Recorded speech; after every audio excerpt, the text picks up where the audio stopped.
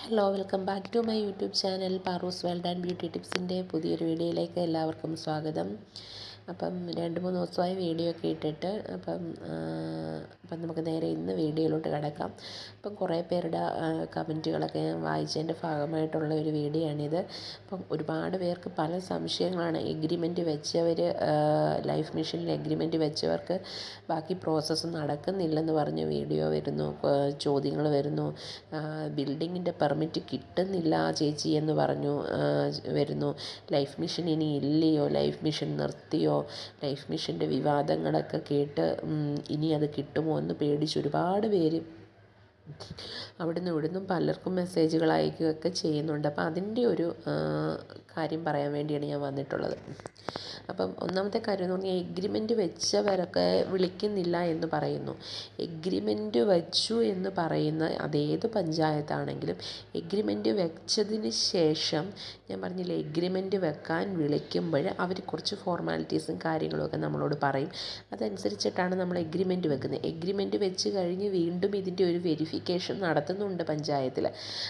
അധികൃതർ അതിൻ്റെ വെരിഫിക്കേഷൻ നടത്തും. അപ്പോൾ ഈ വെരിഫിക്കേഷൻ നടത്തിക്കഴിഞ്ഞ് ഇതിനകത്ത് എന്തെങ്കിലും കുറവുകളോ കുറ്റങ്ങളോ അല്ലെങ്കിൽ എന്തെങ്കിലും വേണ്ട പേപ്പറുകളോ ഇല്ലെങ്കിൽ അവർ നമ്മളെ അറിയിക്കും. അതിനൊരു ടൈമുണ്ട്. 1-2 പേരുടെ അപേക്ഷകളല്ല. എഗ്രിമെൻറ്റ് വെച്ചു എന്ന് പറയുന്നത് തന്നെ നിങ്ങളൊരു ആശ്വാസമായിട്ട് കണക്കാക്കുക. എന്തായാലും മാർച്ച് 31 വരെയാണ് അവരുടെ സമയം. അപ്പോൾ മാർച്ച് 31 വരെ നിൽക്കത്തില്ല. കാരണം ഒരു മാർച്ച് പകുതിയോട് തന്നെ, ഇപ്പോൾ ഈ നെക്സ്റ്റ് മന്ത് ഈ മന്ത് പകുതിയോട് തന്നെ അതിൻ്റെ കാര്യങ്ങളെല്ലാം വരും. അപ്പോൾ എഗ്രിമെൻറ്റ് എങ്ങനെയും വെപ്പിക്കുക എന്നുള്ളതാണ് അവരുടെ ഇനിയുള്ള ലക്ഷ്യം എന്ന് പറയുന്നത്. അത് കഴിഞ്ഞാണേലും ഫണ്ട് വിതരണം നടത്താം, ഏപ്രിലോടാണേലും ഫണ്ട് വിതരണം നടത്താം. ഓക്കെ, അപ്പോൾ അങ്ങനെയുള്ള കാര്യങ്ങളാണ്. അതുകൊണ്ട് എഗ്രിമെൻറ്റ് വെച്ചവർ വീട് കിട്ടത്തില്ല എന്നുള്ളൊരു പ്രയാസം വേണ്ട, അത് കിട്ടും. എഗ്രിമെൻറ്റ് വെച്ചതിനകത്ത് മറ്റ് പ്രശ്നങ്ങളോ പേപ്പറുകളോ എല്ലാം ക്ലിയർ ആവാൻ വേണ്ടി നമ്മൾ പ്രാർത്ഥിച്ചാൽ മതി. രണ്ടാമത്തെ കാര്യം എന്ന് പറയുന്നത്, ബിൽഡിംഗ് പെർമിറ്റ് അപേക്ഷ കൊടുത്തിട്ട് റെഡി ആയില്ല എന്ന് പറയുന്നത്. ഞാൻ നിങ്ങളോട് തീർത്ത് പറയാം, എഗ്രിമെൻറ്റ് വെച്ച് കഴിഞ്ഞവർക്കായിരിക്കും ബിൽഡിംഗ് പെർമിറ്റിന് വരുന്നത്. ഈ ബിൽഡിംഗ് പെർമിറ്റ് ിനേക്കായിൽ അവർക്ക് ബിൽഡിംഗ് പെർമിറ്റ് പഞ്ചായത്തിൽ ഈ മാർച്ച് മാസമാണ് ഒരുപാട് തിരക്കുകളും കാര്യങ്ങളും ഒക്കെ ഉണ്ട്. അപ്പോൾ ഓരോ സെക്ഷനുകളിലായിട്ടായിരിക്കും, അതുകൊണ്ടായിരിക്കും ബിൽഡിംഗ് പെർമിറ്റ് താമസിക്കുന്നത്. ഇതിന് മറ്റ് കാരണങ്ങളൊന്നും കാണത്തില്ല. അത് പഞ്ചായത്തിലെ വേറെ ഒരു സെക്ഷനാണ്. അത് ലൈഫ് മിഷനുമായിട്ട് ബന്ധപ്പെട്ടൊന്നും വരുന്നതല്ല. അതായത് ലൈഫ് മിഷൻ്റെ വീടുകൾ മാത്രമായിരിക്കില്ല, അതായത് മറ്റ് ഒരുപാട് വീടുകൾ അല്ല, സ്വന്തമായിട്ട് നമ്മൾ വെക്കുന്ന വീടുകൾക്ക് പോലും ബിൽഡിംഗ് പെർമിറ്റ് നിർബന്ധമാണ്. അപ്പോൾ അങ്ങനെയുള്ള അപേക്ഷകളൊക്കെ അവിടെ കാണും. അപ്പം ഈ ലൈഫ് മിഷൻ്റെ കാര്യത്തിൽ ചിലപ്പോൾ അവർ ഇച്ചിരൂടെ മുൻപോട്ട് എടുക്കും. കാരണം എന്ന് പറഞ്ഞാൽ അതിനൊരു സമയപരിധി ഉള്ളതുകൊണ്ട് ബിൽഡിംഗ് പെർമിറ്റ് കൊടുത്തവർ താമസിക്കുന്നുണ്ടെങ്കിൽ അത് വിഷമിക്കേണ്ട. അത് എത്രയും പെട്ടെന്ന് ഏത് പഞ്ചായത്തുകാരാണെങ്കിലും അവർക്കത് തീർപ്പ് കൽപ്പിച്ചേ പറ്റൂ. കാരണം മാർച്ച് മാസമാണ്, ഒന്നും പെൻഡിങ്ങിൽ അവരിടത്തില്ല. കഴിഞ്ഞ വർഷത്തെ ഒരു കാര്യങ്ങളും ഇനി പെൻഡിങ്ങിൽ ഇടത്തില്ല. അതുകൊണ്ട് ആരൊക്കെ അപേക്ഷ കൊടുത്തിട്ടുണ്ടോ അവരുടെ കാര്യങ്ങളെല്ലാം ഇത് കൃത്യമായിട്ട് നടക്കും. പിന്നുള്ളത് ലൈഫ് മിഷൻ്റെ വിവാദങ്ങളാണ്. നമ്മൾ ഡെയിലി ലൈഫ് മിഷൻസിൻ്റെ വിവാദങ്ങൾ നമ്മൾ കാണുന്നു. സാധാരണക്കാർക്ക് കിട്ടേണ്ട പൈസകളാണ് ഇങ്ങനെയുള്ള രാഷ്ട്രീയ നേതാക്കൾ ഇടനില നിന്നും അതല്ലെങ്കിൽ അതിനകത്ത് ഉദ്യോഗസ്ഥരുടെ ഇടയിൽ കൂടെയൊക്കെ പോകുന്നത്.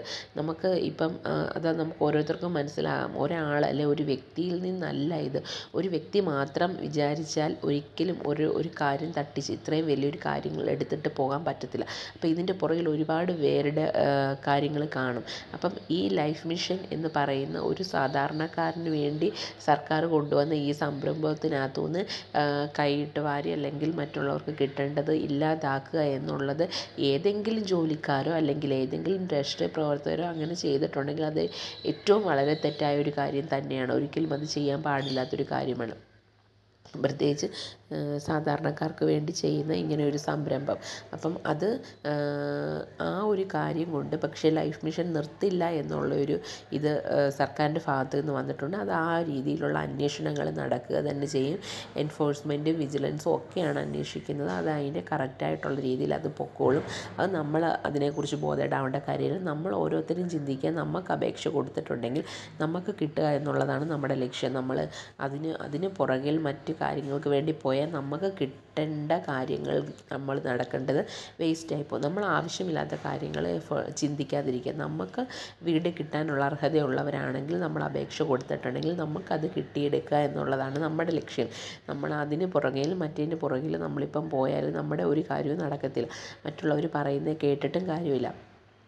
ഇത് രാഷ്ട്രീയക്കാർക്കിടയിലുള്ള ഒരു കാര്യമായിരിക്കും.